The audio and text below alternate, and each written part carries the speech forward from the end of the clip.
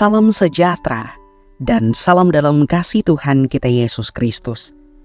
Sobat BSJD yang diberkati Tuhan, dalam waktu yang baik ini, kembali kita diberikan kesempatan untuk dapat menikmati dan juga mendengarkan firman Tuhan. Pada saat ini bersama saya Pendeta Jumantri yang saat ini melayani di Resort GKE Puruk Cahu.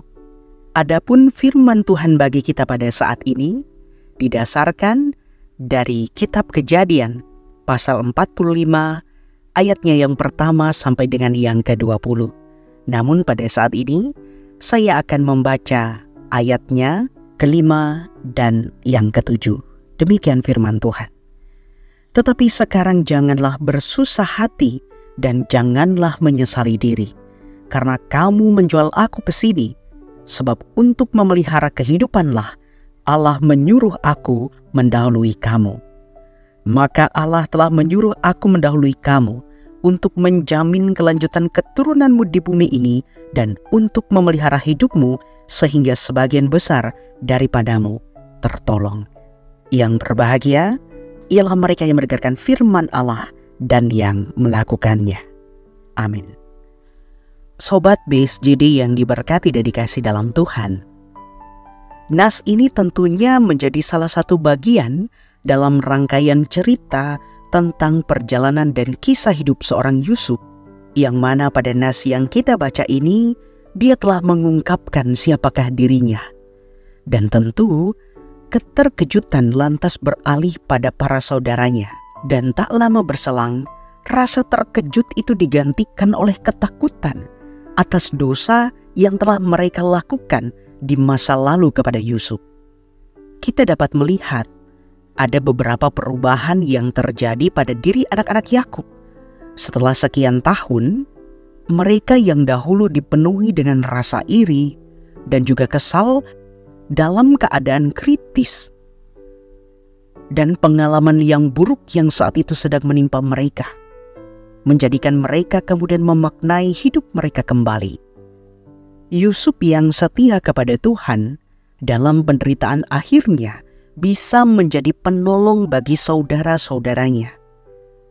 Pengalaman buruk tidak membuatnya menjadi seorang pembenci, tetapi sebaliknya keadaan kritis membuatnya menjadi pribadi yang tangguh dan juga penuh dengan belas kasihan. Sobat BSJD yang diberkati Tuhan, di dalam Tuhan, hal paling buruk pun bisa berubah menjadi satu kebaikan, yang mana kita melihat seperti para saudara Yusuf yang dulu pernah berbuat jahat kepadanya. Namun tanpa itu, Yusuf tidak akan berada di tempatnya saat ini. Kita melihat sebuah peristiwa bagaimana Tuhan mengubah satu kejadian yang buruk justru menjadi satu rancangan yang penuh dengan berkat. Kita melihat di sini ada konsep pemaafan dan juga perdamaian yang kemudian memutus rantai permusuhan di antara saudara-saudara Yusuf dengan Yusuf.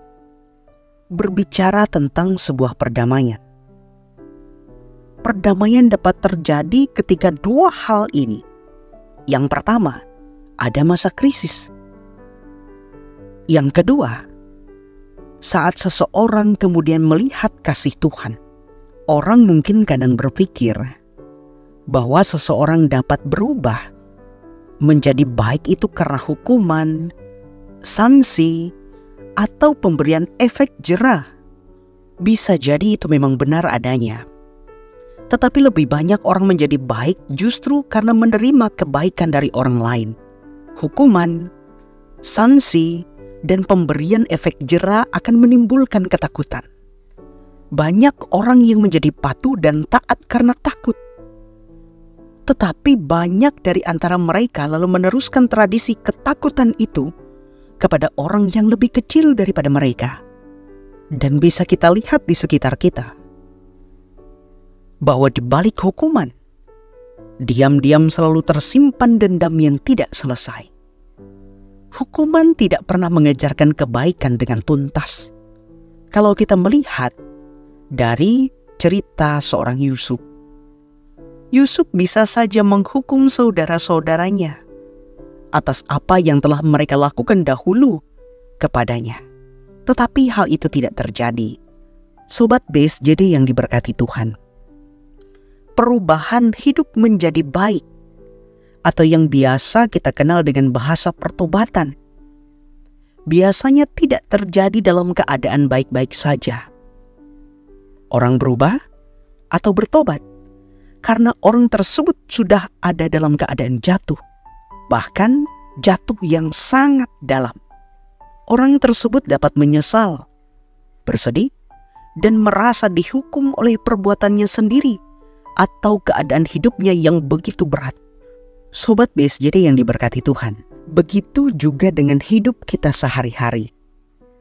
Jika kita bisa menilai orang dengan negatif atas perbuatan buruk yang telah atau pernah dilakukan, atas perbedaan antara kita dengan orang itu, namun lihatlah melampaui itu.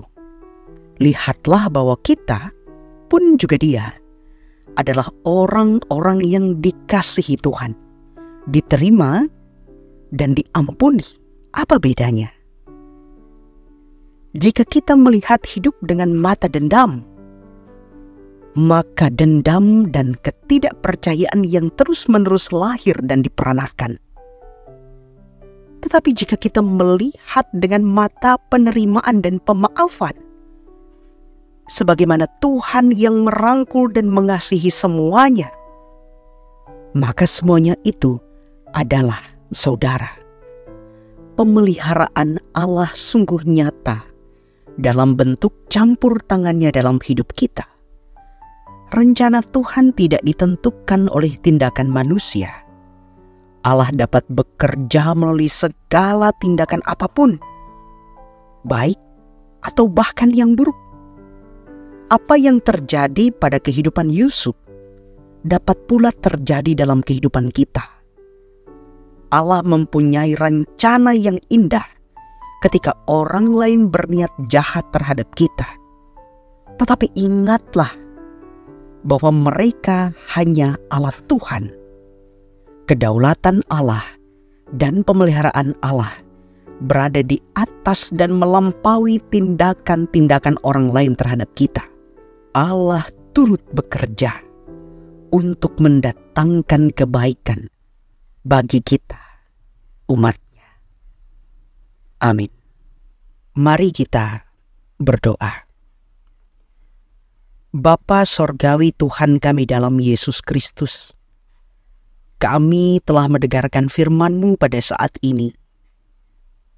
Ada banyak kemungkinan dan keterbatasan agar kami dapat memahami dan melakukan firman-Mu ini. Tetapi yang kami yakini bahwa setiap hal yang terjadi pada saat ini juga adalah campur tangan Tuhan, sehingga kami akan dapat dengan sungguh menjadi pelaku firman-Mu.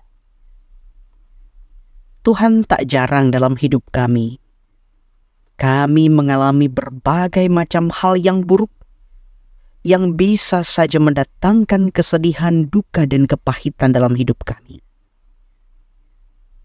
Dan bahkan banyak hal yang terjadi yang menurut kami mendatangkan keburukan.